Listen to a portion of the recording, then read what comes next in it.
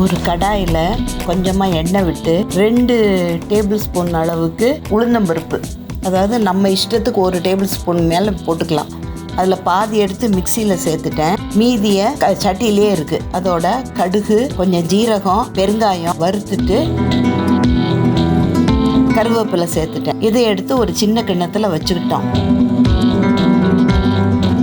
இப்போ எண்ணெய் விட்டுட்டு 4 பல் பூண்டை நல்லா வதக்கி கலர் மாதிரி செவந்து வரணும். அந்த மாதிரி வதக்கி எடுத்துக்கணும். அதோட கொஞ்சம் போல் புளி, நான் புளி பேஸ்ட்டு சேர்த்துருக்கேன். புளியை தண்ணியில் கரைச்சி அந்த பச்சை வாசனை போக வதக்கி எடுத்துக்கணும்.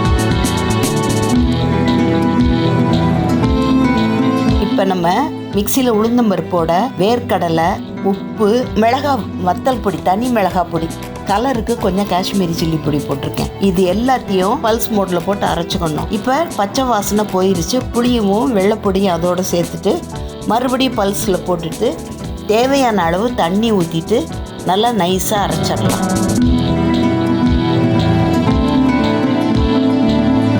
இப்போ இன்னும் கொஞ்சம் தண்ணி ஊற்றிருக்கோம். இப்போ சட்னி ரெடி ஆயிடுச்சு. நம்ம தாளித்து வச்சுருந்த தாளிதத்தை சேர்த்துட்டோம். இது டிஃபன் சென்டரில் இருக்கக்கூடிய கார சட்னி ரெடி. இட்லிக்கும், தோசை, ஊத்தப்பம் எல்லாத்துக்குமே ரொம்ப நல்லா இருக்கும்.